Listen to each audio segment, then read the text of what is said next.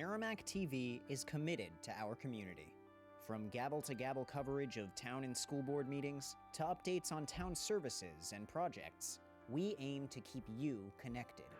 Good morning, I'm Kyle Fox, Public Works Director for the town of Merrimack. Hi, I'm Diane Trippett. I'm the town clerk tax collector for the town of Merrimack. I'm Captain Matt Tarleton with the Merrimack, New Hampshire Police Department. And keep the public informed of every motion. All those in favor signify by saying aye. Aye. And many moments, so you can be confident that we're here for you. Thanks for watching. Stay connected. Follow Merrimack TV on Facebook.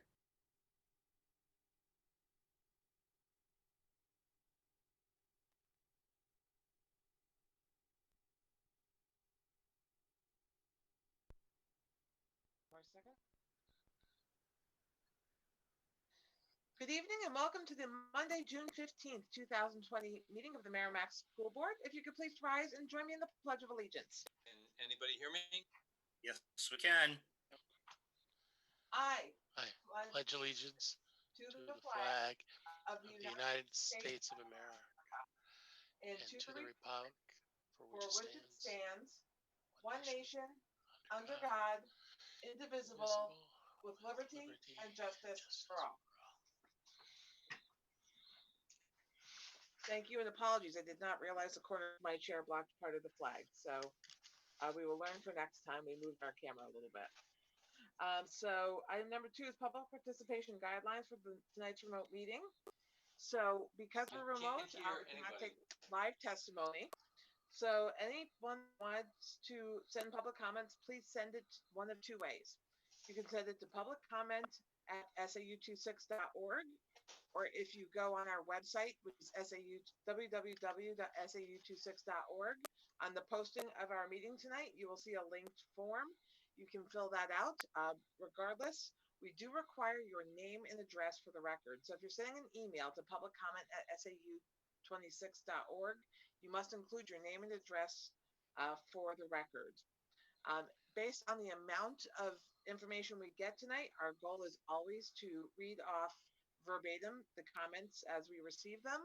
If the comments become too heavy in volume, we would have to just not read public comment into testimony. It's an all or nothing proposition, and then we would put them at the in our meeting. Regardless, we will put them in our minutes, but we would not be able to read them tonight if I can't read all of them. That has yet to happen, but we preface it just in case the occasion arises. Shannon, you lost Mark. We lost Mark. Yeah, he's So just so you're aware. that's probably going to make for an interesting meeting. So we'll try to work on him coming back in. Zoom made some format changes and it presented itself to us tonight. So we are working through it the best we can. And so what I can do is let me pause on item number 3. I'm going to pause on item number 4. Actually, there's a lot we really can. I was going to say, you think you need to wait for him to be here, I think. Huh? I You think need to. we're going to have to take just a brief, I guess, live recess. So we can just get Mark in because he is involved in so much. If for the sake of efficiency, why don't we go on and accomplish what we can?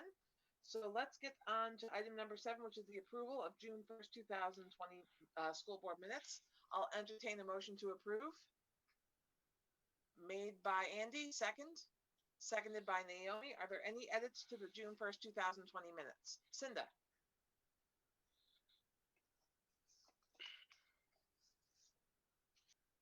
So on page 2, line number 7071, it was about preparation for graduations. And so one of the questions I was asked trying to figure out how it would work, and asked if they were planning to shake hands with the diplomas. So the sentence ends, Mr. Bergeron replied they would not shake hands. I would just add Vice Chair Yumi was pleased with that answer, since I think I said what I would have expected, but something to that effect. Sure. The next one is on page 5, line number 224. That Sentence starts, Board Member Nunez commented she would be in favor of extending the lunch program regardless of the funding. Vice Chair Wayoumi stated she agreed with Board Member Nunez. However, she again suggested pursuing funding. So I would just add that at the end. Okay. Or approaching the trustees, whatever. I think it was, I had also suggested the trying to do some community efforts. I think it's fine if you just left it. Again, she suggested pursuing funding. Okay. Are there any other edits to the minutes? Seeing none, we'll put the minutes to a vote. All those in favor signify by saying aye. Aye. Aye. Opposed, none. The motion carries 4-0-0. And we will go on to so I think Mark is on and back. I think so. Can you hear me? We can hear you now, yes. My apologies. I stayed in the office today specifically so that I wouldn't have some problems that I've been having at home, and look what happened. So my apologies. So no worries at all. So we got a little housekeeping taken care of, so that was good. We were going to go on to consent if you were still connecting in. So we will go up to item number 3, which is information regarding status and goals of district reopening task forces. And so Mark, I'll let you open it up, and it sounds like John and Matt will be weighing in as well. Yeah, they certainly will. So first of all, thank you for the opportunity to allow us to talk tonight about our reopening task forces. So as the board knows, we've been living in two worlds for some time. One of those worlds is trying to finish the 2019-2020 school year. And the other world is preparing for the 2020-2021 school year. And because normally the start of school is a fairly routine matter, complicated and busy, but we've done it, for, decades. And so there's a certain routine to it. Obviously, the COVID virus has disrupted that, as well as so many other things. And so one of the things that we and school districts really around the country are faced with is trying to be planful and thoughtful about what reopening is going to look like. And it's not clear at the moment what that will be. So I just want to articulate a couple of the challenges that our district and really every other district is facing when it comes to reopening. The first, probably and most significant one that joins us all as a challenge is the fact that there is still a lot of uncertainty. There's uncertainty about the progress of the virus over the summer. There's uncertainty about the progress and potential resurgence of the virus in the fall during typical cold and flu season. There's uncertainty about what the federal or state government guidance is going to be as relates to reopening. And none of that is a critique.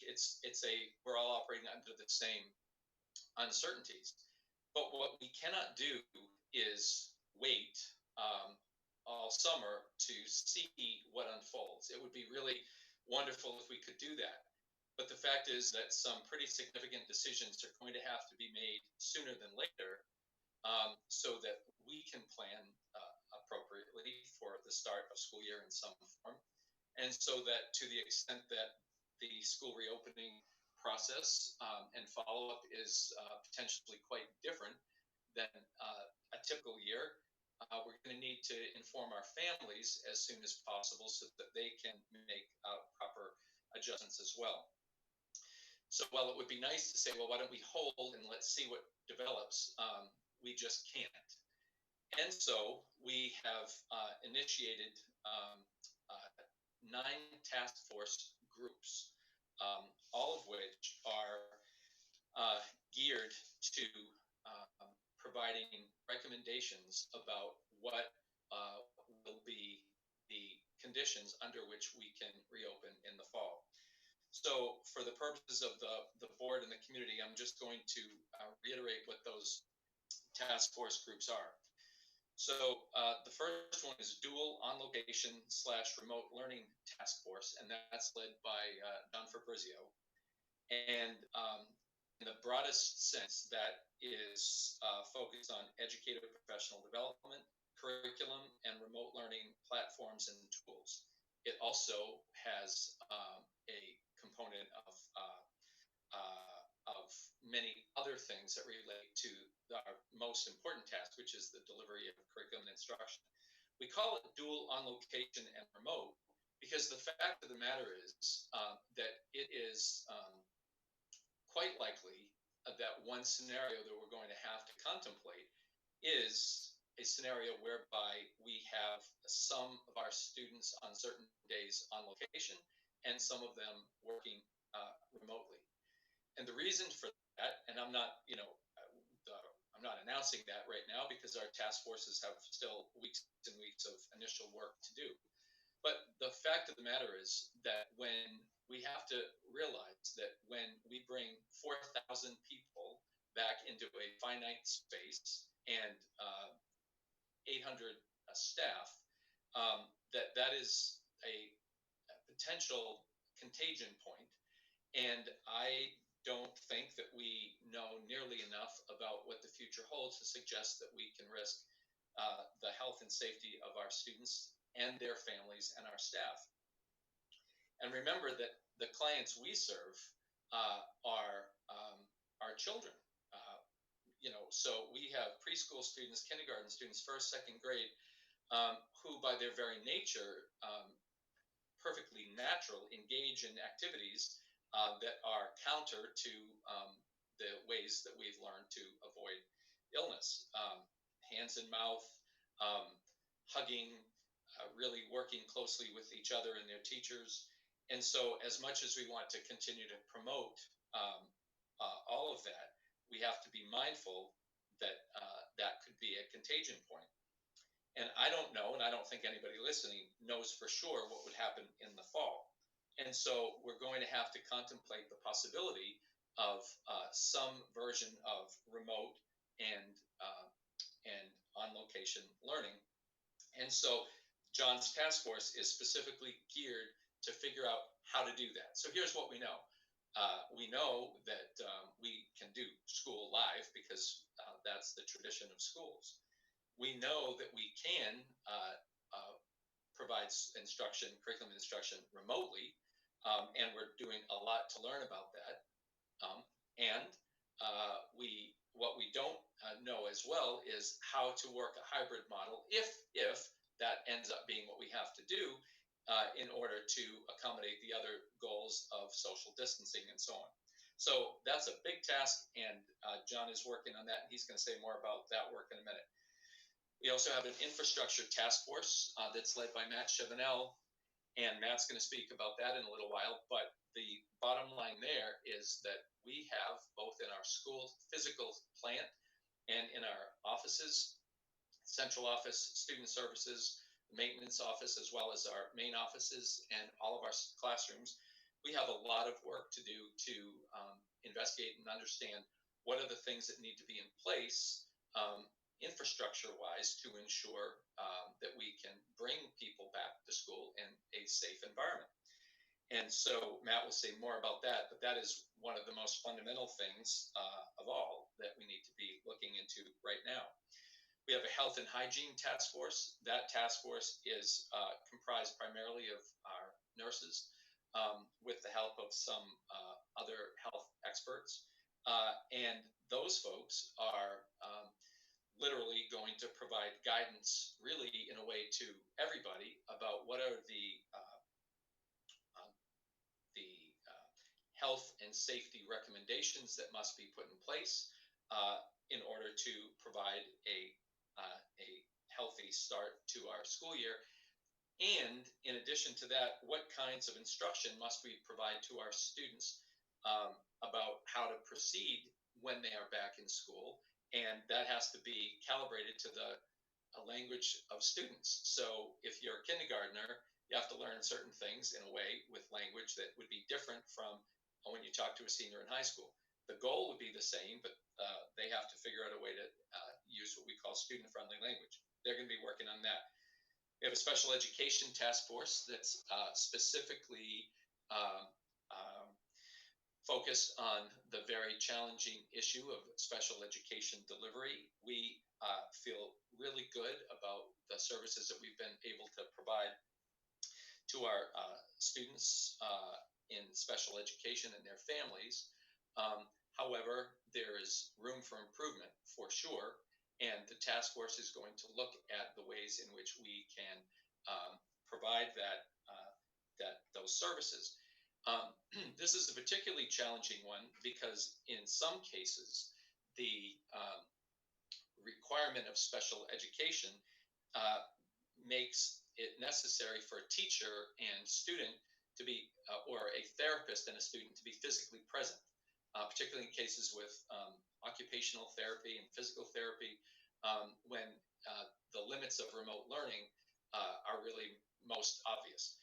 And so how can we deliver services that we owe our students and their families, again, in an environment that requires physical contact? How do we do that? We have a transportation task force. I think it stands pretty much clear for itself what that is, to the extent that we will use busing services to get students to and fro. How do we do that in a way that promotes all the protocols that we've learned we must observe? And if that has an impact on schedules, what will that look like? We have a food services and delivery task force. That's an area that we actually are quite ahead in that we already now have very, very stringent requirements for the preparation and delivery of food service, which is one of the reasons why when volunteers came forward and asked if they could help this summer, we weren't always able to take that help because there are certain trainings that need to happen. The issue there more is when we have students, or to the extent that we have students back in our schools, how do we create a cafeteria environment that promotes safety and limits contact that could be the source of contagion? We have an athletics and co-curricular task force. That's going to be led by our athletic director in concert with NHIAA. They're going to be a very big lead for us. And Merrimack, like other communities, has to figure out its own way.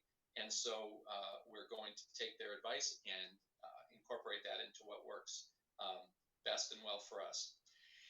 And then finally, for now, there's a parent task force. I lead that. We had our first meeting last Thursday, and we will meet again this Thursday. And that's comprised of, I think it's now 20 parents representing multiple people from each school and all schools. And those people are going to be critical because they are speaking from the perspective of the end user. They experienced what it was like to support learning at home. They know what worked. They know what didn't work. They know what questions they have. They know what concerns they have about what they worry about needs to be in place in order for them to feel comfortable sending their students to school.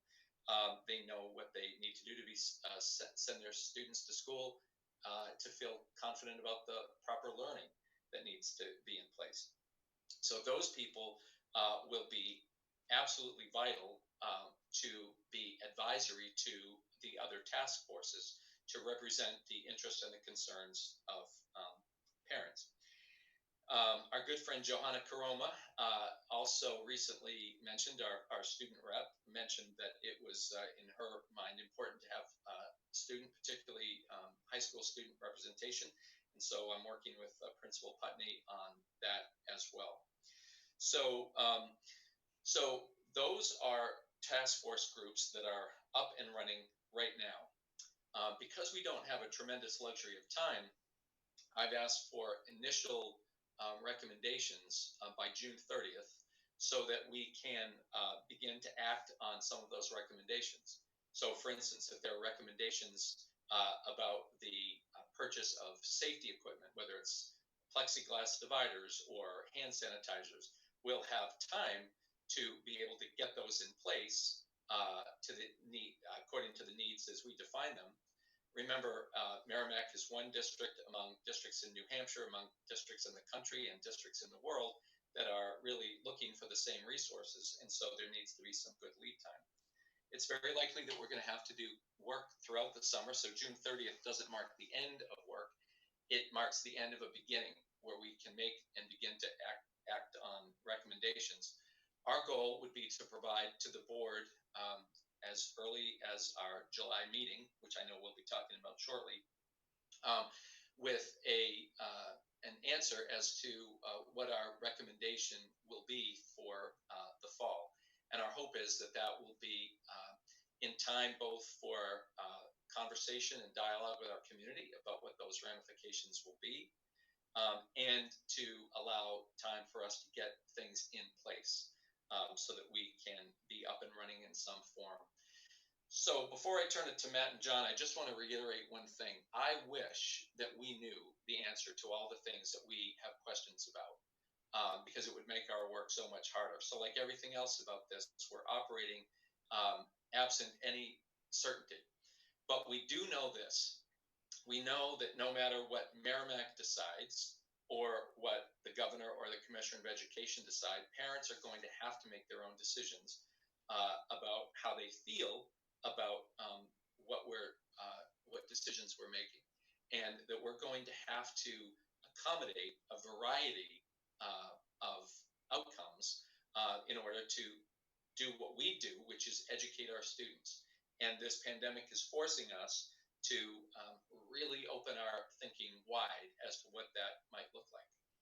And I wish that every recommendation could be incorporated into a final plan, but we have, probably all told more than 100 people involved in a variety of these task forces. And so you can well imagine that would probably be 100 different viewpoints. We are specifically encouraging different viewpoints. We don't want people with one viewpoint or another. We want people who have favorable impression of remote learning, people who've had a hard time with it, people who have health challenges that need to be accommodated. We have really tried very hard to have a cross section. And at the end of the day, it is likely that we will not be able to, it is a given that we will not be able to satisfy the varying and competing interests that people have or expressed. But that doesn't mean we're not listening to them and that we're not going to do our best to try to accommodate, and where we can't, to try to explain why we can't for the greater good. So I'm sure there's lots more to ask and answer about that, but we wanted to set the stage for what we're doing right now so our community understands our work. And before we open it up to questions, I'm going to ask John and then Matt to say a little bit more about their specific work on their two task forces right now, if they could. So thank you. As Mark said, the key term in our dual on location and remote learning task force is the term dual. Mark mentioned that we have experience with how to open school and have students in front of us. We have experience, somewhat limited and somewhat rushed, but experience with doing a remote learning environment for our students, which can be much improved. But I think overall, we had educators and students do an amazing job in this past quarter. So I think we can improve upon that. The thing that we really need some more knowledge and data and experience on is really looking at what would it be like to have a dual system in place. So this is a large group. We have 58 members of our group. And to organize that, we've broken into teams. And there is a team for English language arts, math, social studies, science, and unified arts. And then there is an overarching monitoring team. And our monitoring team is exactly that. They're to look at data, give direction, have dialogue, and then make some decisions. And that's what our group has been. We've met so far once as a large group, and then this afternoon we met as our first monitoring team meeting. We are looking at many things right now that we have our individual teams looking at. We're looking at platforms for learning. We're looking at scheduling. We're looking at assessments. We're looking at essential standards, and we're looking at kind of input and feedback from our educators as well as our families and our students. And that's how we are beginning. We are in the first couple days. The teams will be meeting multiple times this week, and then we'll meet again next Monday for our monitoring team to start gathering information and coming closer to recommendations on what we feel is needed to move into that dual system. Thank you. Perfect. So thank you, John. And I think what we'll do is we'll have Matt go next, and then I'm sure there'll be questions for all three of us as we move on. So Matt, if you could just express a little bit about the work that the Infrastructure Task Force has been doing. Yeah, thank you.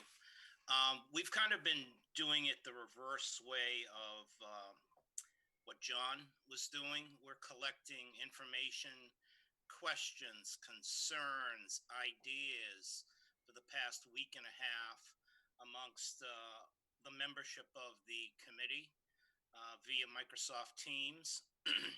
And we have been putting in recording all the comments made by everybody, what their concerns are, what their fears are, what their hopes for getting out of this would be. You know, what would the end product look like? The idea and the situations regarding social distancing. John mentioned, you know, a science curriculum team that's going on. Well, I know for a fact that in science labs in middle school and high school, the maximum number of kids that you can have in a science lab is 24, and they usually work in partners.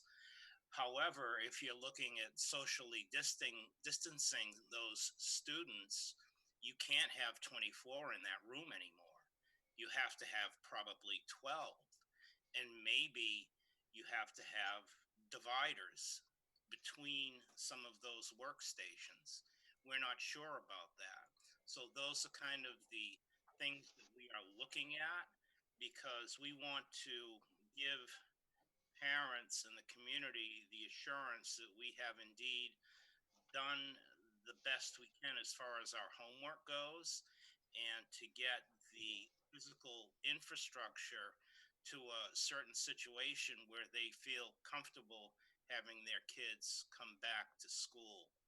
And a way to do that is to, let's say, if you're doing school lunch, that's another group we have. To socially distance a school lunch at the high school, usually school lunch is 300 kids in the cafeteria.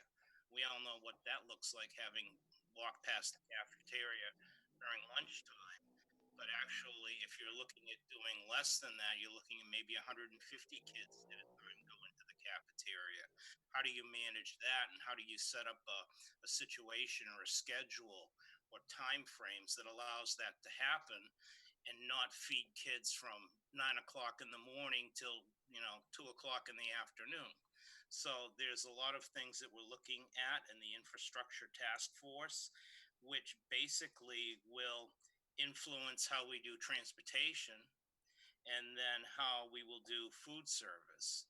So basically, the infrastructure, it has to come first, and how we're going to do it, and how we're going to lessen class sizes in areas that could have 30 in there and really need to only have 50 to be socially distant. And then how that's going to affect transportation, how it's going to affect food service. So we've already taken some proactive measures, because Mark said the lead time on certain items is so long right now. So we have acquired hand sanitizer, and we are looking at purchasing some cleaning equipment that's used specifically in schools, nursing homes, everything like that, that is pretty much state of the art. And we're looking at purchasing a few of those units to test them out over the summer and see how they do their disinfection of a room and do it quickly. So there are a lot of things that are going on in this committee right now, or these committees right now. And we'll be having a meeting to discuss everything and try and synthesize all the different points of view and all the concerns that we have, and all the potential solutions that we may have to try and get a report by the end of June, a preliminary report. But then again, a lot of that's going to fall on the dual location remote learning task force. So everything here is really integrated. So if we come up with a recommendation, it's not going to be in a vacuum. It's going to have to be all integrated. All the pieces are going to have to fit, so everything moves smoothly in the transition to what we think we may have to do, which is still up in the air. We may have to do a dual remote, learning situation. So basically, that's the infrastructure, transportation, food service, and all the committees basically are looking at things with that light. We want to make sure people are safe, parents are confident that we've got the best interests of their kids at heart, and they feel good about bringing them back to school in the fall, whatever back to school in the fall looks like. So that's all I have. Thank you, Matt. So just two other points I just want to make before we start a conversation. One is that I actually shared a message with district families this evening that tried to provide information about the very thing we're talking to the board about. And in that message, I indicated that I think all of us really, really want and wish for and are ready for a return to what life was like pre-COVID. Um, I can't say nobody wants it more than me, but I want it as much as everybody, both personally in my own life and family, and professionally for sure. Um, but one of the things that I think we're all having to get accustomed to is that COVID has changed a lot of things, and there might be some things that aren't going to go back to normal anytime soon. And it would be irresponsible of us as district leaders if we didn't take that new and different normal into account. The stakes are too high. When we've got, um, children and their families and staff in great numbers in a compacted space, it would be irresponsible to act as if things were exactly back to the way they were. And so we're just trying our best as a district to accept the challenge that these times are offering us, and to embrace the possibilities that they present and do the best we can. The other thing I just want to point out is that we're going to be issuing at least 2 surveys to our community very soon, because although we're delighted to have parents representing all our schools and their concerns and interests, and those people have great contacts with others, we certainly can't expect that our parent task force is going to be able to reach the entire community. So we're going to be in the next few days issuing one rather simple survey to our community that gauges their interest and concerns in full-time remote, full-time in school, and a hybrid. And then the parent group and I will be working on Thursday night in developing a slightly more detailed survey that will be asking parents a little bit more to provide guidance to us. So we're trying to find as many opportunities as we can to include as many of our constituents as we can, while at the same time for the task force level, trying to keep it to a manageable number so that we can actually accomplish some tasks. So with that, happy to turn it over to the board and answer whatever questions y'all might have for us. My dog had questions earlier, so I'm sorry if that interrupted you. But are there any questions from the board? I see Andy. Thanks, guys, for the details. One question that I've heard asked a couple times, I think we as a board got a question from a constituent specifically around that may need an answer sooner than what you guys in terms of timetables around the opening of the athletic fields in town so that other sports and activities can use them. Have you guys talked, and is there a position that we have on that at this point?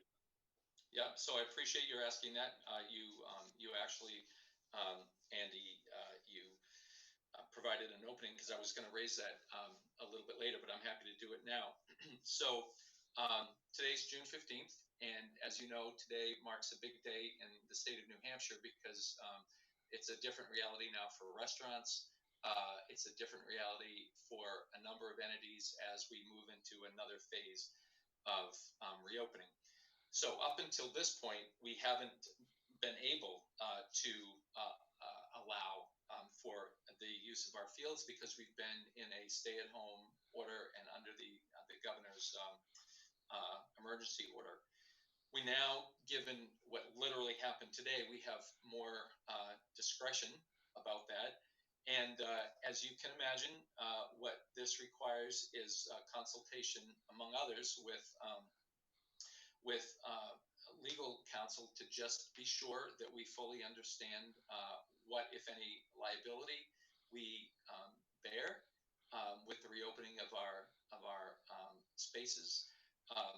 And when we're in the midst of getting that guidance right now, and I suspect that within a few days we'll be able to issue some clear answer to the question that you raised. But up until this point, it was not even a question. Now we're able to entertain that question, and we're going to do so with some good guidance, so that we, keep so that we can do what we've been trying to do in a lot of things. Try to serve the needs of our community and protect the interest of the district, so that and again, and I won't apologize for the term keeping people safe. That's just what we do. So, Andy, I'd say to you that we'll have some more clear guidance in just the next couple of days. And my request is that if you get guidance that would require some sort of a decision by the board, that we as a board be flexible to meet before the next time we have a scheduled meeting to help to put guardrails around whatever the decision is, or be able to help support you in any questions or decisions you need made, because I think that there's a lot of requests and a lot of need that people have to do this, especially with the social distancing aspects that are already in place for some of the sports that are actually allowed. So I for one, want to make sure we do this right and use us to be able to help you with that decision. Yeah, so I really appreciate that, Andy. And the board, right through from the very beginning, has been, if you can remember, on the day that we closed school back in March, the board met with very little notice to be able to talk about food delivery that day. And so, and we've had special meetings periodically throughout that time. So I have total confidence that when we need the board in a non-scheduled time, that I'll ask and that you will all be able to accommodate. So, yep. Thank you. Shannon, I have one more different question. Until you give it up. So okay. Just trying to be good. So the other question I have is, you talked earlier about how Merrimack is going to do what's right for Merrimack, but I also know that there's task force at the state level about what the general approach should be and how to handle such requests, how to handle this sort of partial or modified reopening model, how to address parents that have needed. How are we connected in at the state level to make sure that not only we do what's right for Merrimack, but also sort of adhere and take the guidance of the state as well? Yep. So like our task force, the state has multiple subsections of task forces, and we have particularly our nurses are very well represented on the state task force. So that's really good because whatever the latest CDC or Department of Health and Human Services guidelines there are, that task force will hear about them, and our nurses will be able to, inform our committee right off the bat. I can't say that I know very much about the state's task force. I know that, like us, they're working hard. I don't necessarily have a timeline about when they're going to do their recommendations, and so and in a way, this is not a critique; it's just a reflection of everyone's reality. Back in just to kind of put it in context, everything changed very fast, as you all know. When we got back from February break, 2 weeks later, everything changed, and in that final week leading up to March 13th, I sat with a number of my colleagues in other districts and said, you know, we've got to provide closure to our families and to our staff pretty soon. And we were waiting at that time for some direction from the state. And again, it's not a critique. They were intaking things fast too. But on that Friday, March 13th, I was with South Central superintendents, and we agreed that we couldn't wait anymore. We had to make a move, and so we did. And so Bedford, Nashua, Merrimack, and a few others on that day made the decision, we're closing. And then 2 days later on Sunday, the governor announced the closure of schools. So, and then in the weeks after that, we were hoping that there would be more closure. Will we be open in a week? It had been April 1st was proposed. Then it's not April 1st. When will it be? Then we were asking, and the board knows this because I brought to the board, about the question about, well, maybe we need to just make a decision about whether we're going to reopen or not. So I say that only because the fact of the matter is that it's very important to take the recommendations of the state. But we have to have a timeline that works for us because big decisions with ramifications for the purchase of materials or the preparation of classes, the development of schedules, that happens on a timeline. And so what we're going to do is avail ourselves of all the best thinking that we can, pay attention to the research, pay attention to what we can, and also to listen to our community and then try to integrate all that. Would I love to be told by an outside entity what to do? In a way, yes, it would make our lives much easier, but that's not going to happen. And so I think that we have an ear ready. Anytime I'm, invited to a webinar with the governor or the commissioner, you can be sure I'll be there, and John and Matt, and we'll integrate what we can. But if the idea is that we just cannot wait, so we're going to have to integrate and move kind of at the same time.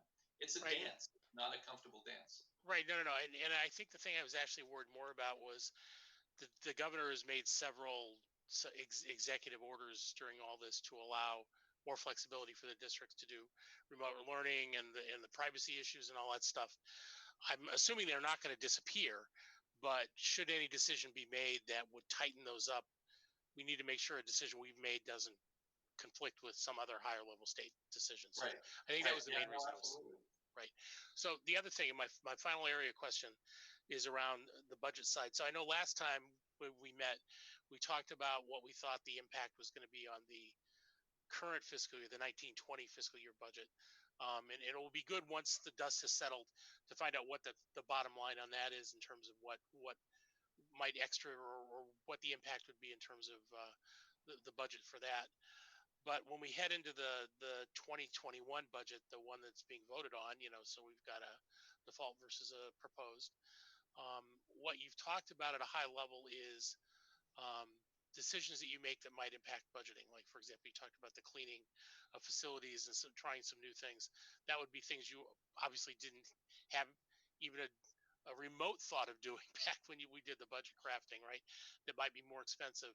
But we also know that depending on what gets done, maybe there's less busing, maybe there's other things like that. So I think that as we go through and as you start reporting to us, one of the dimensions that I like to be able to see is what the budgetary impact would be plus or minus on the decisions that the different task forces make.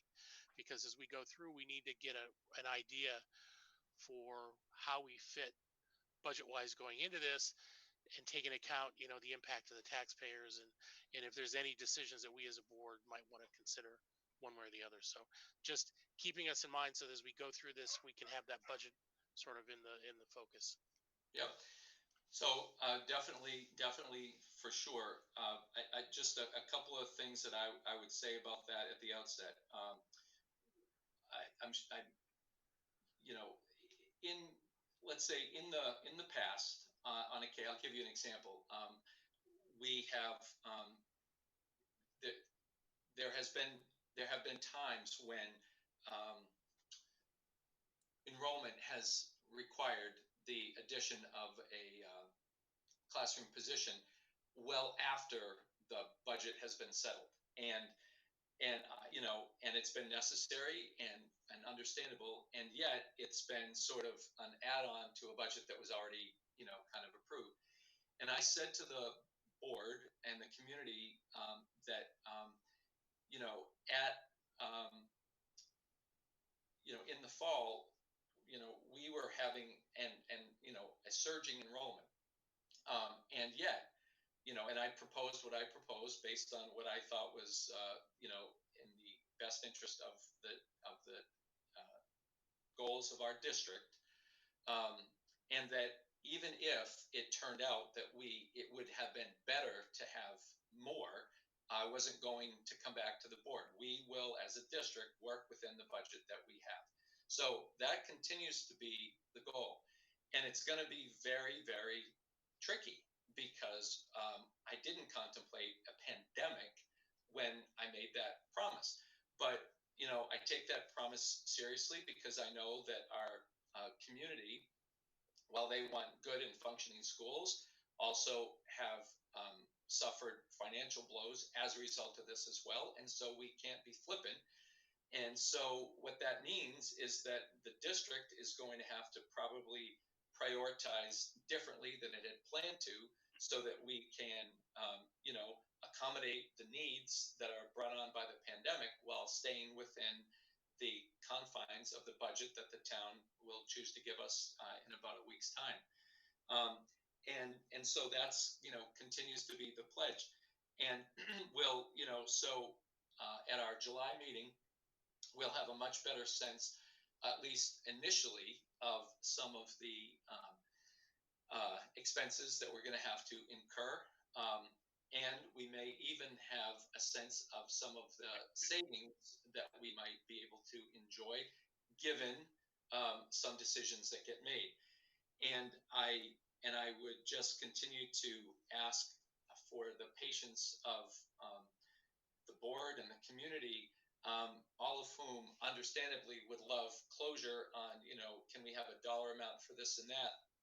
But if ever there was a time when we need to ask for a little indulgence, not to spend more, but to continue to be able to provide updates as we move along about how we've had to reorchestrate and reprioritize because things are going to change between now and July. And things are going to change from July to August and then again before the first day of school and inevitably throughout the course of next year. So we'll do absolutely what our duty is to report to the board, and then the board will be advised and then advise us and make decisions.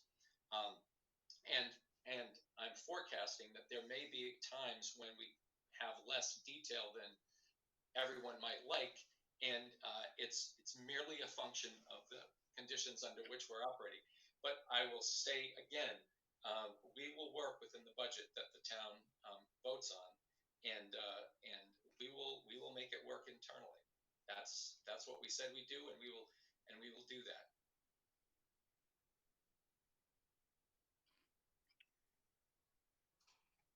You're on mute.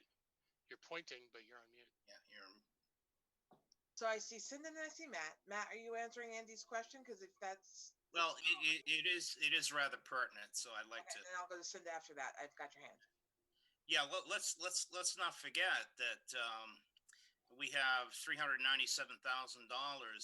from the CARES Act coming to us from the state of New Hampshire for these initiatives. A lot of what I was talking about, plexiglass, the special cleaning apparatus, everything like that, I've already talked to the state about that, and those are perfectly acceptable expenditures of those grant monies that will be coming very shortly. So, at this point in time, we're thinking, I can say this, going to say it with some confidence level. We're thinking that anything over and above that we need to do could be taken care of by the grant monies. Just rough sketch right now in my own head, and not impact the amount of surplus that we're going to be giving back to reduce taxes. So if that's your concern, I think we have some funds to take care of that concern without burdening the taxpayers of Merrimack any further. I think just to close on this, to close the thought, is obviously those kind of things you can directly relate to the COVID situation are going to be covered by that. And you told us last time you have to the end of the fiscal year next year, so June 30th, 2021 to spend it. So that's fine. I wasn't worried about. I was worried more about the ups and downs of the core things that we do. Is the staff adequate? Is the resources we have adequate, and all that? So it isn't meant to be answered now, but sort of the kind of things that I want to look for to do that. Things that aren't covered under the CARES Act in particular that affect the budget would be good to understand. So, okay. I'm done. Hey, Matt, as long as we're on the subject, I wonder if you could just briefly summarize for the board some of the, for lack of a better word, some of the strings that came with that grant money, because there are certain stipulations, and I think it would be helpful to I think you've shared them before, but if you could just briefly summarize what some of those things were in order for us to qualify for that grant money. Yeah, in order to qualify for the CARES Act grant, we had to keep people employed to the greatest extent practicable. And I'm not mispronouncing that word. It is a word, has legal ramifications. So we had to honor our contracts and honor the employment contracts we had with our staff. And so we had to maintain paying them to the greatest extent that we could. If we didn't do that during the last few months, we would not have been eligible for the $400,000 we're getting from the state. Some other districts, maybe they renegotiated or they shortened some contracts because they were only getting less than $90,000. For us, it was definite must that we maintain the original agreements we had with our providers, especially seeing that our bus provider is delivering lunch, and delivering packets to everybody and going all over town, just like they're doing bus routes. We are going to get a credit at the end of the year because they're not expending as much fuel, but the amount of impact they have by us maintaining them as a vendor during these times has been very positive. And we couldn't have done the lunch program. And quite frankly, a lot of the packets that went home with students and a lot of the materials at the end of the year were hand delivered by STA from each school. If they were not picked up, they were bagged by the school principals, the assistant principals, the administrative assistants. They were labeled with an address and they were picked up by STA. So we honored those contracts in order to have their services, but to be eligible for this money. So that was the rationale behind that, as opposed to shutting everybody off and laying off 100 people to save money with the budget. Thank you. Thank you, Matt. Yeah. Cinda? My questions or comments are kind of along the same line, and certainly to kind of go off of what Andy had said, and you actually kind of started on one of the questions I had, which is as it relates to our vendor contracts and where we might be able to possibly get some money back for services that were not rendered. And it may be that we had contracts with them. So is what I'm hearing, Matt, is that part of this grant money was to pay all of our vendors, or was it strictly about our staff?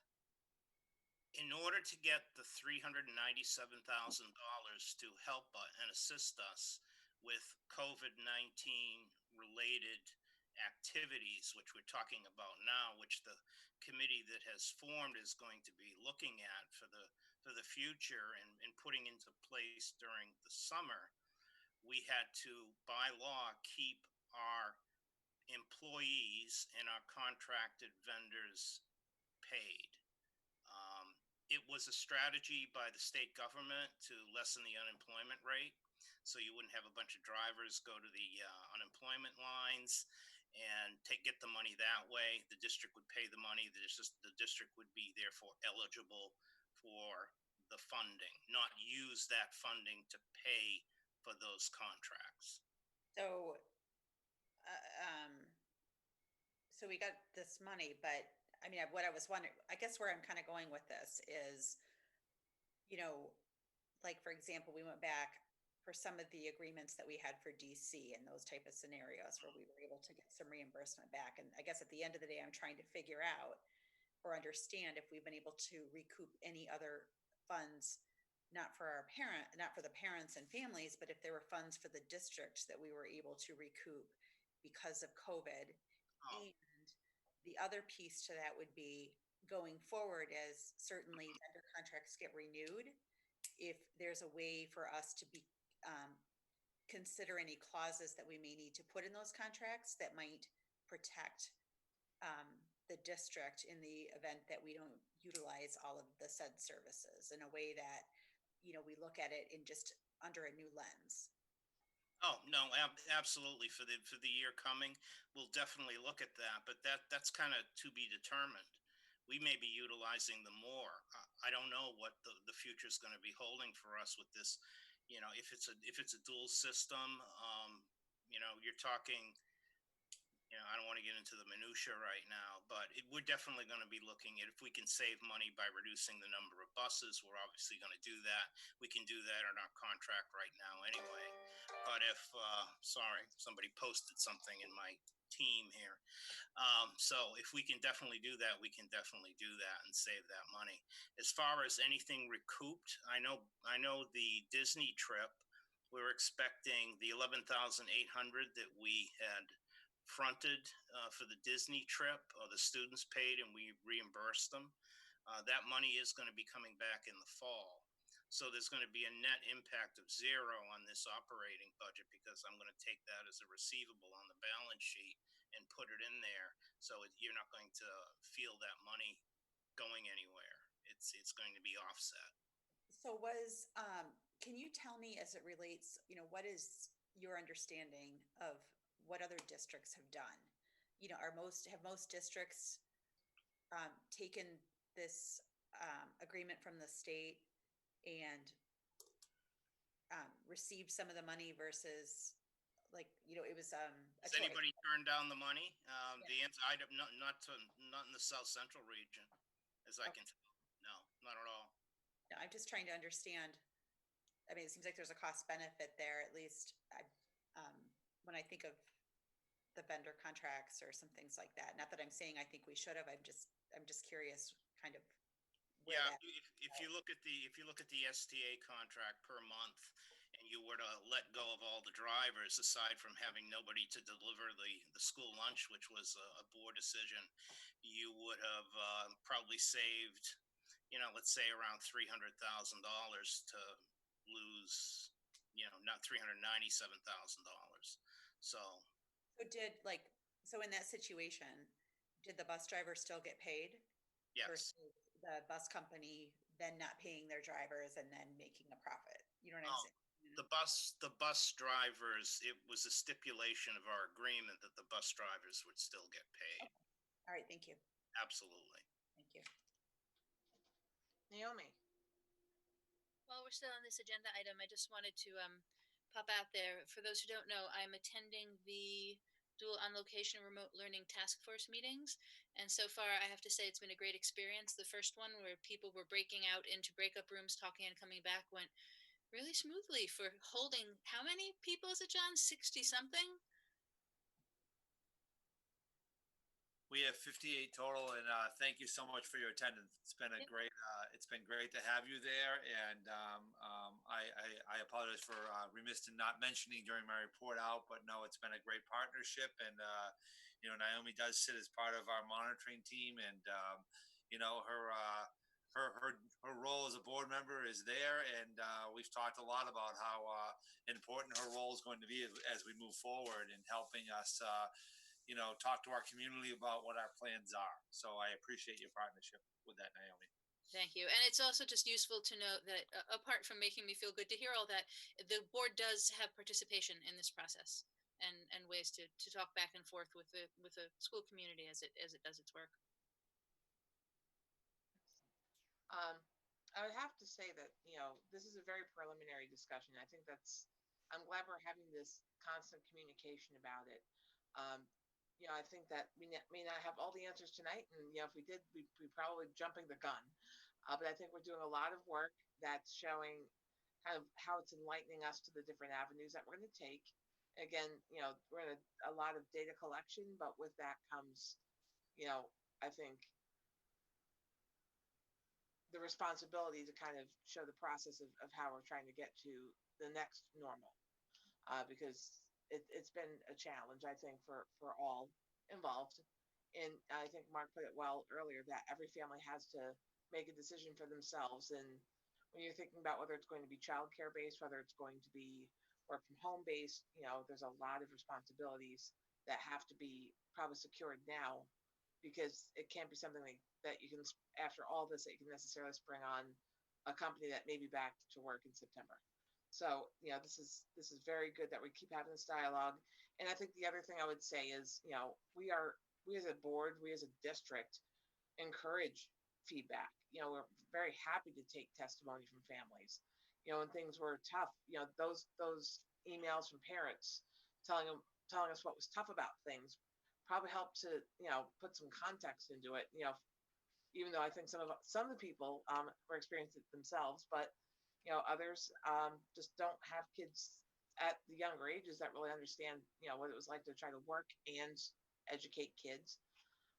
But we're doing a lot to try to be, dynamic and flexible while still trying to, increase the quality of education under a myriad of circumstances. So again, we always encourage the feedback. Emails, definitely are probably the way to go. You can email the board, you can email, and obviously copy administration. We're really happy to hear, what your experience is, even, the good, the bad, the ugly, because I think it helps our administrators to know what supports would help different families. And if there's a trend, that's good data as well. But we want to help each family individually, but, if there seems to be someone we can help as a collective, I think it's part of UDL. And, giving John a little, hairs on the back of his neck, he said UDL. But, just the dynamic, being able to, teach each child in a way that works for them. So I think that's so important in this environment, regardless of how we go back to school. So I think this has been productive in many ways, and I look forward to more reports on that. I think I saw Cinda's hand up. Cinda. Yeah, I just wondered, Dr. McLaughlin, if you could just tell the school community and the community kind of what you expect to be communicating over the summer. Because I know we're going to have a lot of questions from parents, and I wonder if you just kind of want to let them know when you expect to communicate and how to communicate with them, and at least, in the messages coming out from the district administration. Yep. So we'll right now that each task force is working independently and in an integrated way, and they've got a pretty quick timeline, as I mentioned, June 30th. So I'm pretty much letting them go right now and do their work. However, if in the midst of that work between now and June 30th, there was a strong recommendation about something, whatever. Let's just say, for example, that the nurses came back and said, we now have reason to believe that X needs to be in place in order to provide a healthy environment, and X required the board's approval, then I would call the board and we would have a meeting to discuss X. And I would share that with the community. But I expect that for the next few weeks, apart from just general updates about the progress of work, that there's probably going to be not a lot said because the teams just have to actually dig in and get stuff done. We are, however, going to be soliciting direct feedback through surveys from our parents starting this week and most likely next week after I meet on Thursday with the parent group. In terms of what the community can expect, my goal would be by our July board meeting, if not before, and it might be that I ask the board if it could have a special meeting prior to when our scheduled one is, but at some point in early to mid-July at the latest, I will be presenting to the board really a summary of the recommendations from the task forces, and that will include things like what our schedule will look like in the fall, what our proposal will be for transportation. We'll be presenting information about what infrastructure changes will be in place in our buildings that can provide confidence and information to families so that they know what will be in place when their children come back to school in some form. We'll be expressing to some degree the recommendations and even the decisions made around learning platforms should we have a need to remain at least in a hybrid way remote for some part of the school year, for some part of the week, each week. So in other words, we're going to begin a process in early to mid-July that begins to lay out what the fall is going to look like. And the reason that we've tried to have this accelerated timeline is two. One, because our families need to know as early as we can tell them what the future is going to look like so that they can plan accordingly. And two, so that we as a district can be sure that we can get things in place that we need in order to accomplish that goal. And so it's a process of intaking information from our community and having our the people on each task force doing their research and doing their work to provide recommendations. And then as quickly as we can turn it around, it's to share with the board and our community, what our recommendations are. And remember that in things like, for instance, whether we would go hybrid or all remote or all in just back to school, or how we'll calculate days, will it be 180 or an instructional hours? Those are things that the board will direct us about. So we'll provide, I'll give you my recommendations. There are probably some things, quite a few things that, I wouldn't need board approval for. But there are significant things, particularly around schedule and the even potentially the alteration of contracts that the board is going to need to weigh in on. And so, I'm just going to give you my best thinking, and where I can execute things according to my role, I will, and where I need the board, we'll provide the board with as much information as we can, and then I'll do as the board directs. So that's the dance that I can anticipate coming in the next month or so. So and you're probably planning on doing this anyways, but would you send a note out to the parents through the email? There's many people that wouldn't be watching this meeting, just to kind of let them know what's, list out the task forces in a very concise way. Because sometimes there's the tendency, if they don't hear anything, they assume nothing's being done. And I feel like if you can kind of lay out when you expect to get back to them and make those decisions and summarize what we've just talked about tonight, so that we have another way of communicating that out to parents, I think that would be helpful. So I certainly will. So you're on it, because actually prior to the meeting tonight, I sent out message that is on our website now and Facebook and School Messenger that lists the task forces and that summarizes some of what we're talking about tonight. And then, but to your point, I can continue to use that form to give people a forecast of what they can expect over the next few weeks. In my last official message of the school year, I indicated that I probably wouldn't be doing daily messages for a while, but that I would provide updates as necessary. And today was one where I thought it was necessary for people to know that we had these task forces up and running for exactly the reason that you said. So yes, I will, pardon me, I will follow up with a description of sort of what the community can expect in terms of, announcements, within the next month or so. I will do that. My apologies. I haven't seen my email yet today, but No, it just I got it 7:42 it because literally came out probably, it dinged you while you were probably in the meeting. So In fact, yeah, with School Messenger, I was doing it while we were in the meeting because, prior to that, I was so used to getting Mark's emails, and same thing with Mark Merrifield. Mark Merrifield took care of the web. I took care of Facebook and School Messenger.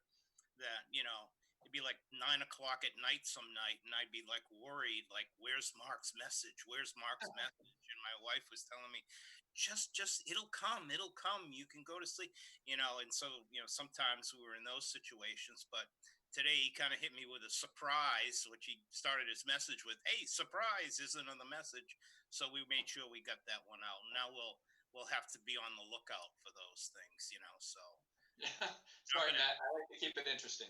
yeah, keep it interesting. Yep, definitely. I almost panicked when I saw that 15 minutes before the meeting. So yep, no, it was. It did come through at 7:42. I keep my email open because I'm looking to see if I got any public comment emails sent from for this meeting. So we do have it. It does have a good section of that letter in it, and I think I will read it afterward. But it looks like it's got a lot of information in it, so good to go. Are there any other questions on task force work? Seeing none, we'll go on to item number 4, which is revised school board policy. And tonight's agenda item is the first reading of Non-Discrimination, Equal Opportunity Employment and District Anti-Discrimination Plan, AC policy. Just wanted to preface this one before turning it over to Mark. And I know, so often, we live in a dynamic world, and as we're developing the agendas, there are times that it's not necessarily about the school day that we have to address. We have to, like COVID, like water. We have to address the world that we live in and make sure we address how it affects the Merrimack School District.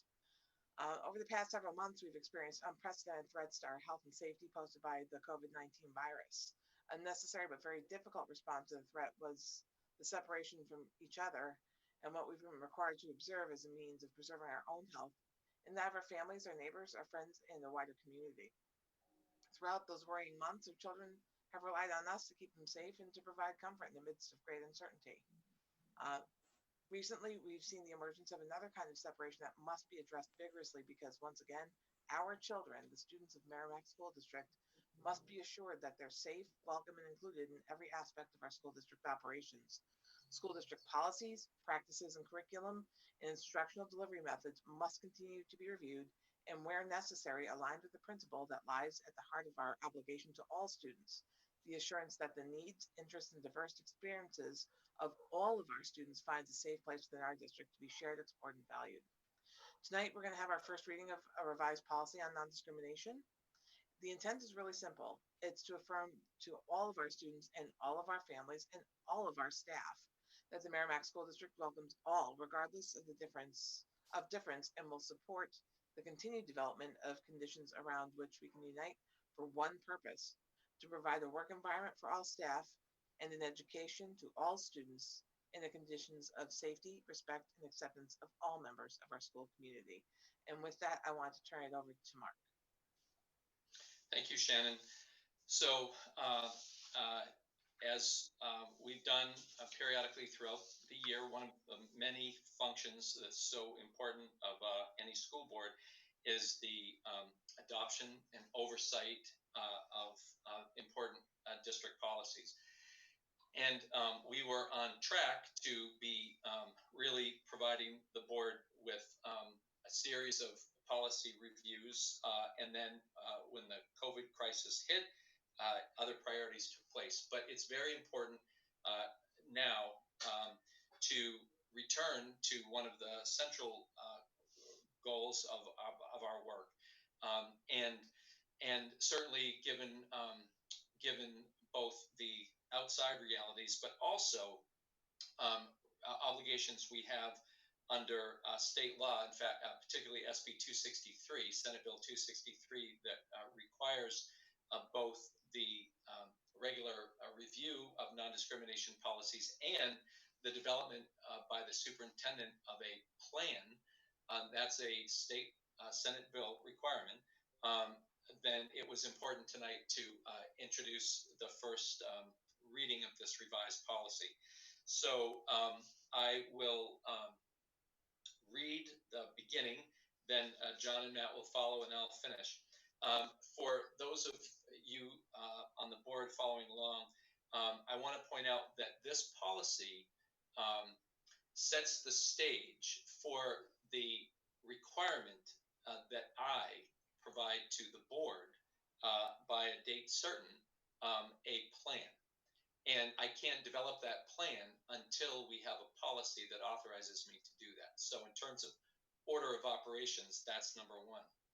As we go through the policy, you will see reference to some policies that we have and to some policies that we will need to adopt. But we can't adopt those cross-reference policies until we adopt this one. So if you're looking on and seeing, well, I don't recall policy ACD, it would be because we don't have that. But since prior to SB 263, we didn't necessarily need one, and now we will. So what the board can expect over the next months is the presentation of policies that are cited here that need to be adopted by us as a board, but the first order of operation is the adoption of this policy. So I just wanted to clarify that. So I'll begin and then address any questions the board may have. So non-discrimination, equal opportunity employment, and district anti-discrimination plan. Statement of purpose. As a public school system, the Merrimack School District affirms its commitment to creating and supporting the conditions for inclusion, acceptance, and fair and equal treatment for students and staff with respect to all operations of and within the district. A, prohibition against discrimination of students in educational programs and activities. Under New Hampshire law and board policy, no person shall be excluded from, denied the benefits of, or subjected to discrimination in the district's public schools because of their age, sex, gender, identity, sexual orientation, race, color, marital status, familial status, disability, religion, or national origin. Discrimination, including harassment against any student in the district's education programs on the basis of any of the above classes or a student's creed, is prohibited. Finally, there shall be no denial to any person of the benefits of educational programs or activities on the basis of any of the above classes or economic status.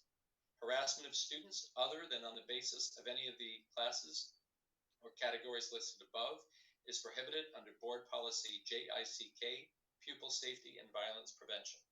B, equal opportunity of employment and prohibition against discrimination in employment.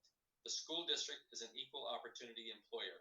The district ensures equal employment opportunities without regard to age, color, creed, disability, gender identity, marital status, national origin, pregnancy, race, religion, sex, or sexual orientation. The district will employ individuals who meet the physical and mental requirements and who have the education, training, and experience established as necessary for the performance of the job as specified in the pertinent job description or descriptions. Discrimination against and harassment of school employees because of age, sex, race, creed, religion, color, marital status, familial status, physical or mental disability, genetic information, national origin, ancestry, sexual orientation, or gender identity are prohibited. Additionally, the district will not discriminate against any employee who is a victim of domestic violence, harassment, sexual assault, or stalking. C. Policy application. This policy is applicable to all persons employed or served by the district. It applies to all sites and activities in the district supervises, controls, or where it has jurisdiction under the law, including where it A. occurs on or is delivered to school property or school-sponsored activity or event, on or off school property, or B. occurs off of school property or outside of a school-sponsored activity or event. If the conduct interferes with a student's educational opportunities or substantially disrupts the orderly operations of the school or school-sponsored activity or event, as set forth in policy JICK, Pupil Safety and Violence Prevention. Examples of sites and activities include all district buildings and grounds, school buses and other vehicles, field trips, and athletic competitions. D. District Anti-Discrimination Plan. No later than October 15th, 2020, the superintendent shall develop and provide to the board for approval a coordinated written district anti-discrimination plan. The plan, to include guidelines, protocols, procedures intended to prevent, assess the presence of, intervene in, and respond to incidents of discrimination. Among other things, the plan shall include provisions and recommendations with respect to resources, policies, complaints, procedures, student education programs, plan for dissemination, and training appropriate to carry out the plan's objectives stated in the preceding paragraphs. In developing the plan, the superintendent is encouraged to seek input from appropriate groups of the school and local community and coordinate with the district's human rights, non-discrimination officer, the Title IX, and the 504 coordinators. No less than once every 2 years off years for review of the district's suicide prevention plans policy JLDBB, the superintendent shall update the district's anti-discrimination plan and present the same to the board for review. Such plans updates should be submitted to the board in time for appropriate budget considerations. E. Human rights or non-discrimination, Title IX, 504, or other coordination of officers. The superintendent shall ensure that the district and or the building personnel are assigned to the positions listed below. Each year, the superintendent shall prepare and disseminate as Appendix A, C, -E to the policy and updated list of the persons and the persons acting in those positions, along with the district's contact information, including telephone number, email, postal, and physical addresses. Non-discrimination officer district. Title IX coordinator district. Title IX coordinator Merrimack High School. Title IX coordinator Merrimack Middle School. Title IX coordinator Massacola Upper Elementary School.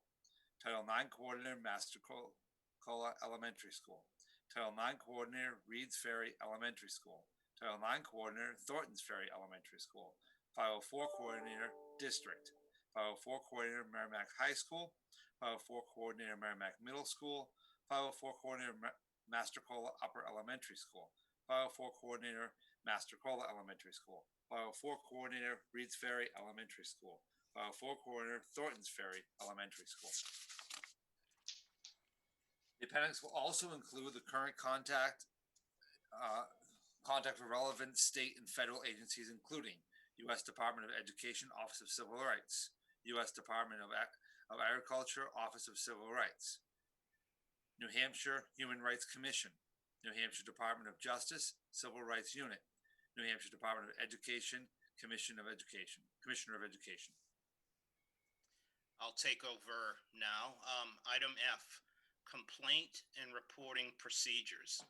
Any person who believes that he or she has been discriminated against, harassed, or bullied in violation of this policy by any student, employee, or other person under supervision and control of the school system, or any third person who knows or suspects conduct that may constitute discrimination, harassment, or bullying, should contact the district human rights officer or otherwise as provided in the policies referenced below under the same heading.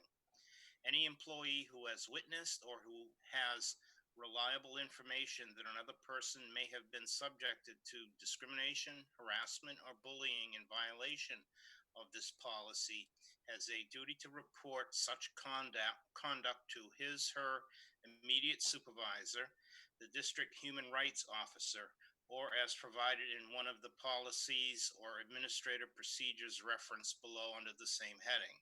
Additionally, employees who observe an incident of harassment or bullying are expected to intervene to stop the conduct in situations in which they have supervisory control over the perpetrator and it is safe to do so.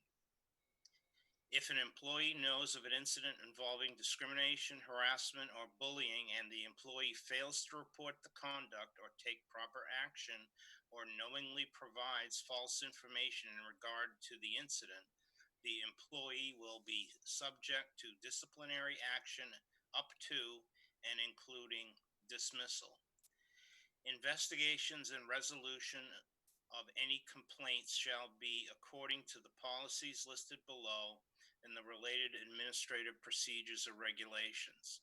Complaints or reports regarding matters not covered in one or the other of those policies should be made to the district's human rights officer.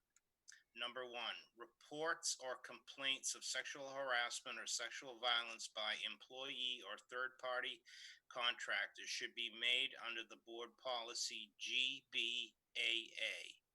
2, reports or complaints of sexual harassment or sexual violence by students should be made under the board policy JBAA.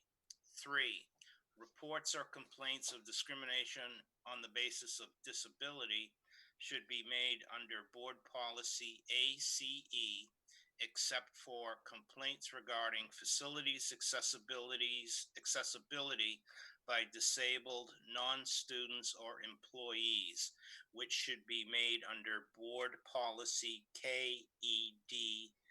And number 4, reports or complaints of bullying or other harassment of pupils should be made under board policy JICK.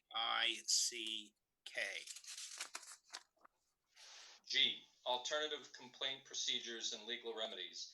At any time, whether or not an individual files a complaint or report under this policy, an individual may file a complaint with the Office of Civil Rights, OCR, of the United States Department of Education or with the New Hampshire Commissioner for Human Rights. 1, Office for Civil Rights, U.S. Department of Education, 5 Post Office Square, 8th floor, Boston, Massachusetts, 02109-3921. Telephone number 617-289-0111. Fax number 617-289-0150. Email ocr.boston@ed.gov. Note, complaints to OCR must be filed in writing no later than 180 days after the alleged acts of discrimination.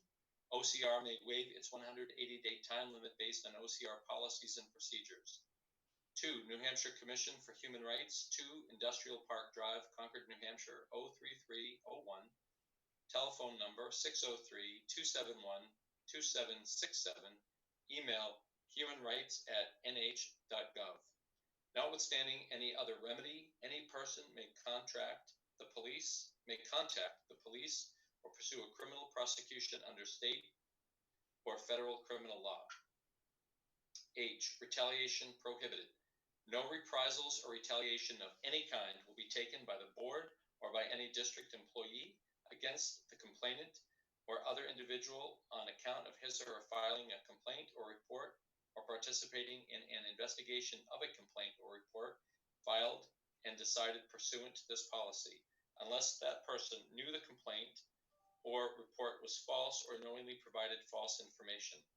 I, administrative procedures and regulations. The superintendent shall develop such other procedures and regulations as are necessary and appropriate to implement this policy.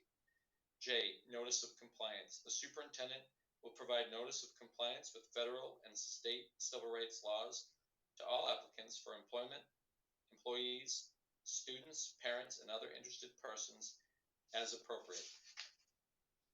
And the legal references are RSA 186:11, Roman numeral 23, discrimination, RSA 193:38, discrimination in public schools, RSA 193-F, Student Safety and Violence Protection Act, RSA 275:71, prohibited conduct by employer, RSA 354-A, State Commission for Human Rights, the Age Discrimination in Employment Act of 1967, 29 USC .621, the Rehabilitation Act of 1973, 29 USC 705 and 794, Title II of the Americans with Disabilities Act of 1990, 42 USC 12101, Title IV of the Civil Rights Act of 1964, 42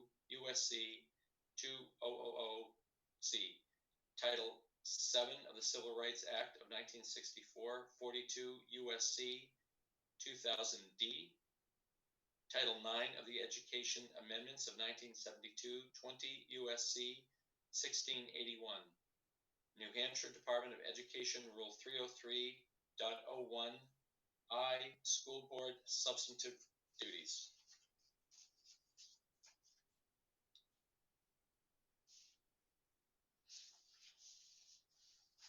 Cinda, Happy to sorry. take any question. Thank you. What I would like to request, after we just went through this reading, is for a future meeting, is a couple of things. One of them is what we have in our social emotional learning curriculum that supports diversity and non-discrimination in the most elementary ways, as well as what we may want to consider if there is supports in diversity curriculum that we may or may not need to take on. So those are just a couple things. And then second, the third thing would be what policies we need to create in order to support this. Thank you. Thank you. Naomi.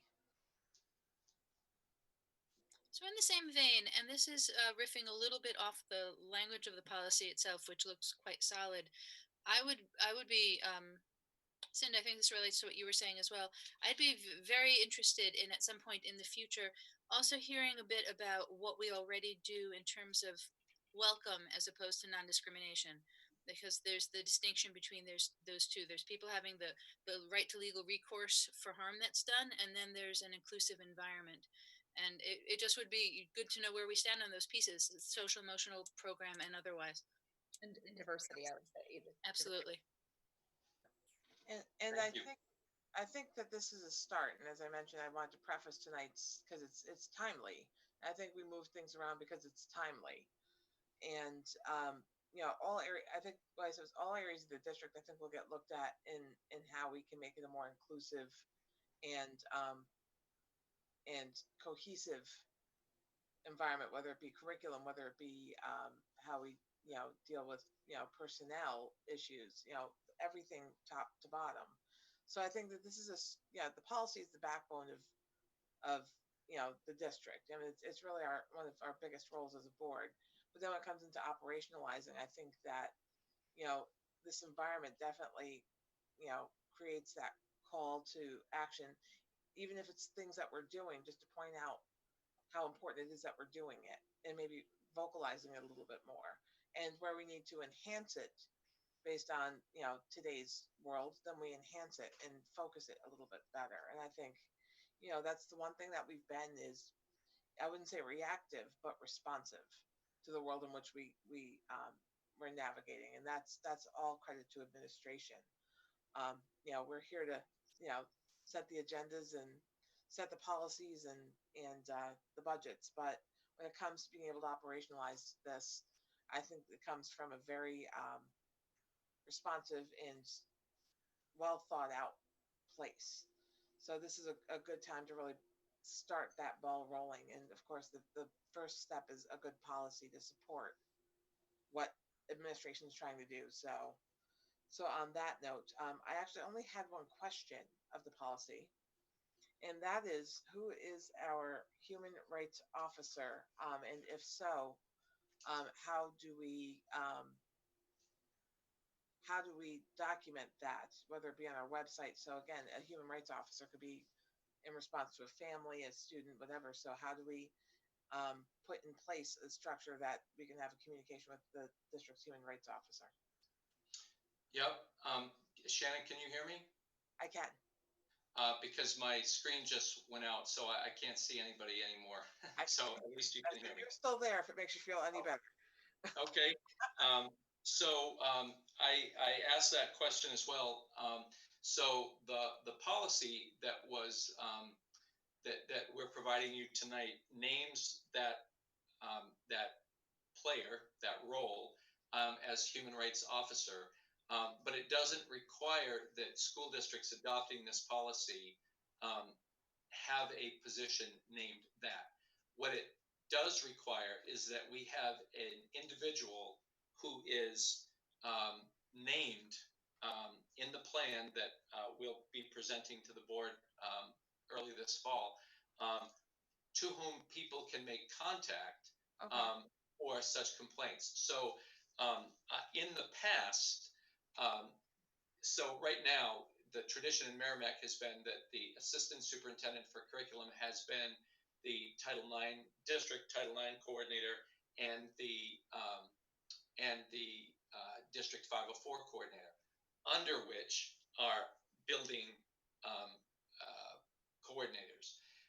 And so I was in both of those roles for 10 years. Now John is as well.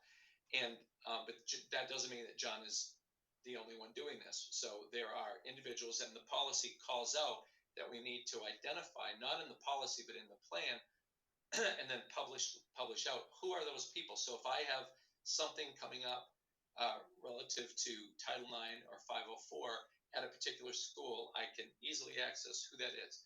So tradition would dictate that that person would be the assistant superintendent for curriculum. Now, it's probably good that I can't see the screen right now because John has a lot on his plate. And so what we'll do is that will be identified as part of the process of developing this plan. And then we will share that with the board and the community when we deliver the plan at a later date early this fall. So again, the policy says that title, but it doesn't require that we have a person with that title, just that we identify who would serve that function. Okay. Because it's the first I've heard of that title. So yeah, that's good. So are there any questions on the policy itself? It sounds like we'll be having our second reading at our July meeting. Our final, if there's no edits, there will be a final reading where we will put it into consent in our August meeting. And again, at any time, if we feel we need to make revisions, we can add meetings for revision. But if not, we will go through the process to move it toward a policy in place with the standard 3 readings. But of course, if it needs more time, we give it the time it needs. So with that, if there are no other questions, and I'm not seeing any, I will go on to item number 5, which is the request to hire at will. And in time for him back in his chair, back to you, Mark. There it is. So I was trying to get you all back, but it's as if I'm on the phone. So this is a typical request that superintendents make of the board when we hit the summer months, so that the school district can continue to hire individuals in the absence of regular school board meetings. And so this is a very standard request that has come before the board, I think, for all the years that I've been here and many years prior to that. So, Andy? So yeah, having been around down this road several times, largely the request to your desire to hire at will is largely around, when you get a new candidate in for an open position, you're able to hire without, or at least make the offer and be able to move forward without doing that. Um, and I'm going to state this and just tell me if I'm right or wrong, that if you need to increase the staff or change the size of the staff based on either incoming attendance or a change based on the way you're going to approach the fall, that is something you would talk to the board first before you took a hire at will action. 100% true. This relates to already agreed upon positions or replacements for positions. So somebody retires or resigns and someone fills, but at no time will this allow this district to hire beyond the agreed upon number that is reflected in this budget. Okay. Yeah, I just wanted to, mostly for other people, to confirm, to let them know what the approach is. So thanks. Thank you. Okay. Are there any, John? Just to state to the board too, we've been moving pretty rapidly and doing a lot of meetings, Melissa Gagny and I. So we are about almost 3/4 of the way through our hiring already, and you'll see a pretty lengthy list again tonight as you have the last 2 board meetings of new hires. So it's going to be a little bit of a different summer where we had the majority. The bulk of our hiring already at this point completed. And there is those resignations that we do have tonight and other ones that come up through the summer that, of course, we will have to continue the process. Okay. And again, if for any reason we need to have additional meetings as we have in the last few months as needed, we can do that. And if it helps to facilitate having as an agenda item, we can do that as well. So just to finalize processes. So we'll go with a standard schedule and meet additionally as needed. And whenever there are candidates to present to us at those meetings, we can address them proactively, so they don't have to sit on too many candidates, if that makes sense. Perfect. Thank you. Excellent. So with that, I'm trying to remember if we had a. Do we have to take action on that? Do we have to motion on that? So Yeah. I'll entertain a motion to authorize the superintendent to hire at will, made by Andy, seconded by Cinda. All those in favor signify by saying aye. Aye. Opposed? None. The motion carries 4-0-0. And I almost forgot again. So we are on to item number 6. And I forgot to mention that Brandy Nunez, board member Nunez, is excused from tonight's meeting. So sorry, Brandy. You almost made it to the end without being excused, but sorry for waiting so long. On to item number 6, which is scheduled summer board meeting dates. And Mark, I'll let you lay it out there, and then we'll pick some dates. Perfect. So I want to just point out, we've already talked a little bit about this tonight. The board has been very, very amenable to meeting as we've needed to meet as a result of this pandemic. And so it may well be that throughout the course of the summer, we would need to meet beyond our traditional once in July and once in August. And I'm pretty confident, based on past practice, that the board will accommodate within reason. If I tell you at 3 o'clock, although you actually did do that, I think I asked you at 1 o'clock on a given day if we could meet that night, and you were able to accommodate that. So, but I'll try not to have it be quite that last minute. However, what I propose tonight for your consideration are 2 meetings this summer that would be scheduled. One I'm proposing would be Monday, July 13th, and then the August would be August 10th. And those are pretty well spaced out a month apart. And certainly happy to adjust that as the board sees fit. Are those dates amenable to the board? I'm seeing a general yes, so we will plan accordingly. Fantastic. Thank you all very much. Absolutely. We actually, while you were getting into the Zoom meeting, we already did number 7, so we kept ourselves busy while you were getting in. And we're on to item number 8, which is consent, and I'll turn it over to you, John. Thank you. We have 2 resignations tonight. Lawrence Cassell, MHS Social Studies teacher, and Katie Pena, MES second grade teacher. We have several nominations tonight. Brita Holland, Social Studies teacher, Merrimack High School. Alicia Schulman, Special Education teacher, Merrimack High School. Adam Suits, Math teacher, Merrimack High School. Tyler Lahasi, World Language teacher, Merrimack High School. Stephanie Berry, Social teacher, Merrimack High School. Michelle Stover, Science teacher, Merrimack Middle School. Athena Suvakas, Tech Ed teacher, Merrimack Middle School. Allison Romero, first grade teacher, 1-year position only, Reeds Ferry Elementary School. Sarah Croto, library media specialist, Thorntons Ferry Elementary School. Elizabeth Fowler, special education coordinator, Thorntons Ferry Elementary School. Catherine Vaughns, art teacher, Thorntons Ferry Elementary School. Thank you. I'll entertain a motion. Andy? Move that we accept the consent agenda as read. Second? Seconded by Cinda. All those in favor signify by saying aye. Aye. Opposed, none. The motion carries 4-0-0. Item number 9 is other. So part A is correspondence. There are 3 items that came to my attention and other members of the board as well.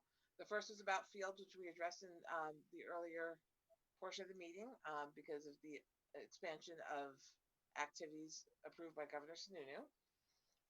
We got an email from a parent thanking us for a great graduation under the circumstances. They thought went wonderfully, and they want to thank us for our hard work. And I responded giving all the credit to staff and administration where it was due. We just we got to participate. We were just happy to be there. Actually, it came through during our last meeting, so it was addressed after our meeting, and there was further questions regarding sports funding and that was sent over to the Assistant Superintendent of Business to get numbers for that constituent. Is there any other correspondence to come before the board? Okay, you all moved again, so I have to keep track. It's like the Brady Bunch when they decided to play hide and seek on me.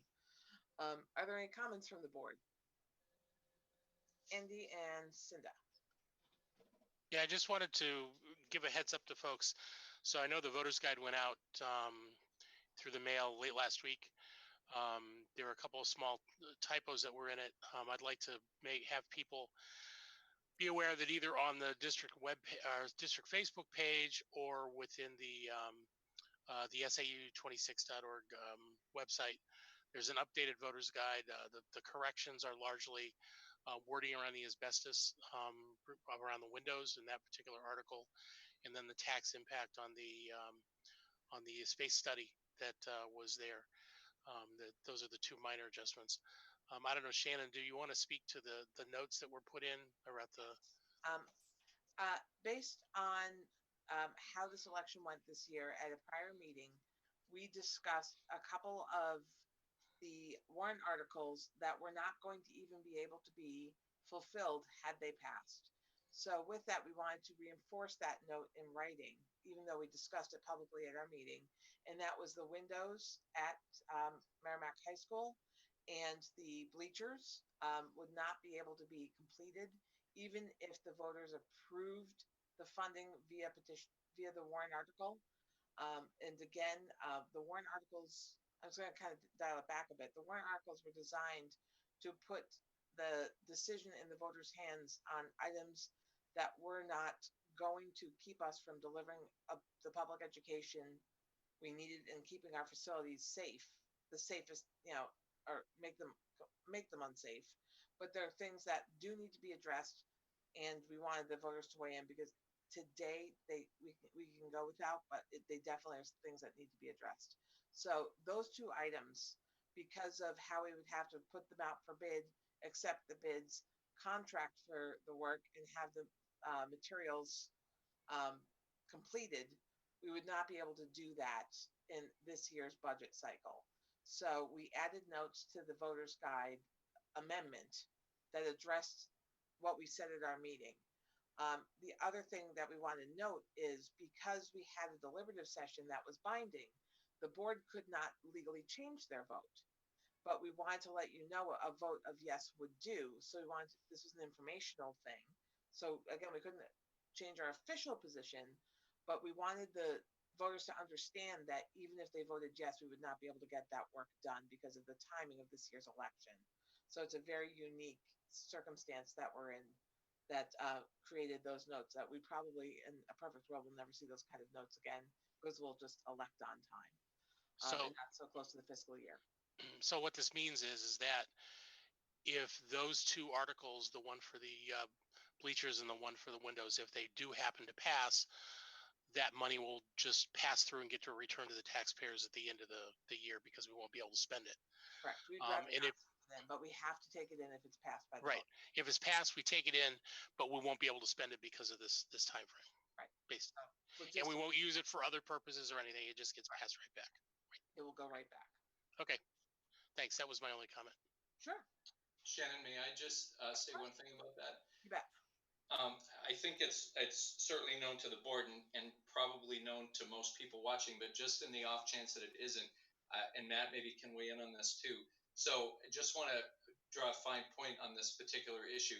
In a normal year, when our election is in early April, whatever the voters decide about a warrant, whether it's like if it approves a warrant for a maintenance project, what typically happens, and again, Matt could speak better to this than anybody, but what typically happens is the very next day, Matt and his team go out and collect bids, and then review the bids, and then award the bids, and then secure the services of those service providers, so that they can be scheduled for summer work, so as to limit, if not entirely eliminate, the impact on school operations.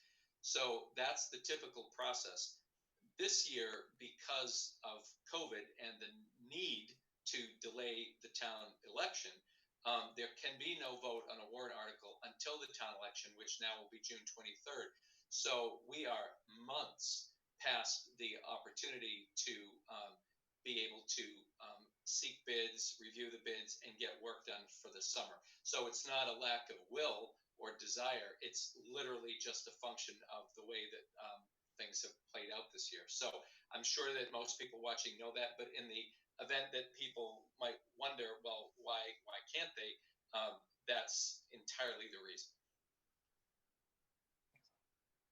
Thank you. Cinda, you had a comment? I just wanted to take a moment and thank our district, all the folks in our district, all the people that worked on graduation to make it such an amazing event. It was truly beautiful in a world of COVID, to be able to see something go off so flawlessly, so smoothly, but full of so much joy. There were people full of pride, there were tears, there were all the things that you would expect just in a small scale with each passing group. That was truly beautiful, and it's a good reminder of why we do what we do in this district. And I just can't thank the people that made that happen enough. I know there's so many employees that came together to make this happen.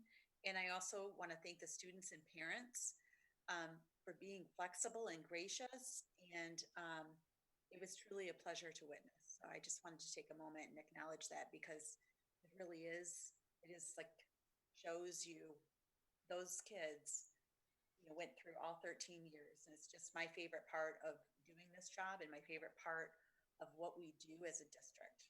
So thanks to all of those folks. As a graduate's parent, I was, so pleased. And as I was saying to Mark on the stage, I said, for all that they had to give up, and there was absolutely with all of this, there's been sacrifice, and they had to give up some tradition. But for those families that would normally have gone on a Saturday morning at 10 o'clock for a 2-hour ceremony, they were never that close. They could never really see their child's face as they got to pick up their diploma and things because of the distance that they would be from where their child would be on the stage. So there are some positives that came out of it, although there, with sacrifice, there was also, I think, gain. And I think that was one of the things that I noticed with parents is they could really, there wasn't a phone that was down. They were taking pictures, they were taking video, they were really able to get a good look. I think a lot of grandparents were able to go because they didn't have to worry about getting onto the bleachers or even getting to the tent because we had the golf carts and we could manage those with the crowd because there wasn't the crowds that you would have on a normal day and get them to be able to attend. So I think there's a few things that came out of it that may not have been possible for some families had it not been this circumstance. So I think, those are things that we can absolutely look at as the glass half full. And the kids definitely, you could see that they were very prideful, in their moment in able to do that. So I think that was a wonderful day. Again, thank you for administration and to that parent that emailed us. Really all the credit goes to the team. And Harley Hall was, I joked to Mark again. I said, if he doesn't want to be a teacher anymore, an air traffic controller is definitely his next career move because he just had everything running like a top. So thank you for everyone that was involved in it was just done so well. So very proud of that day. Thank you. And parking wasn't a problem. No, parking was fantastic. For the first year ever. Or again, probably. So on that note, if there are no other comments, I will open it up for new business. Is there any new business to come before the board? Seeing none. Committee reports. Are there any committee reports from the board?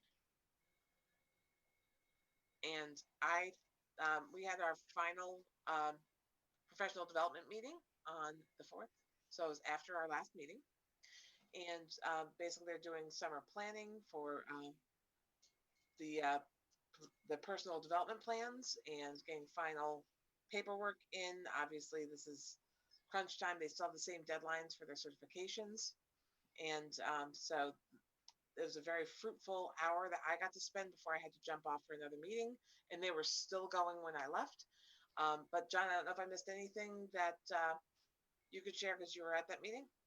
I could share that all of our educators who were up for certification went through the process and received their certification. There was over 140 of them, and they completed their process, and it was well done. And I thank the committee and Shannon, your attendance was great to have that board voice with that group, and we're on to planning a lot of technology, professional development opportunities over the summer. Nancy Rose did a survey that got really over 200 responses and from educators that was really helpful to put together some lessons around Office 365 and other platforms that we'll need to use into our future. So thank you for everyone's efforts.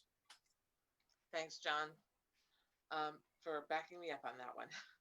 Wednesday, Parks and Rec is meeting again for the first time since February.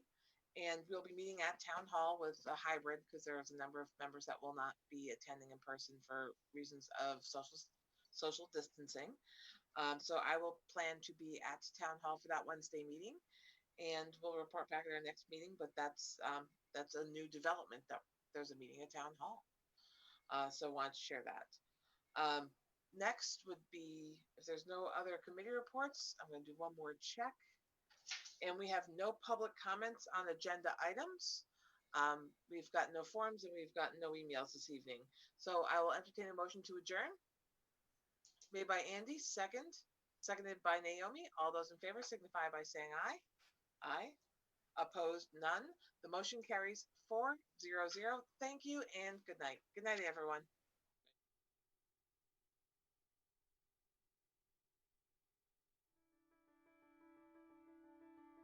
Merrimack TV is committed to our community. From gavel-to-gavel coverage of town and school board meetings to updates on town services and projects, we aim to keep you connected. Good morning, I'm Kyle Fox, Public Works Director for the town of Merrimack. Hi, I'm Diane Trippett. I'm the town clerk tax collector for the town of Merrimack. I'm Captain Matt Tarleton with the Merrimack, New Hampshire Police Department. And keep the public informed of every motion. All those in favor signify by saying aye. Aye. And many moments, so you can be confident that we're here for you. Thanks for watching. Stay connected. Follow Merrimack TV on Facebook.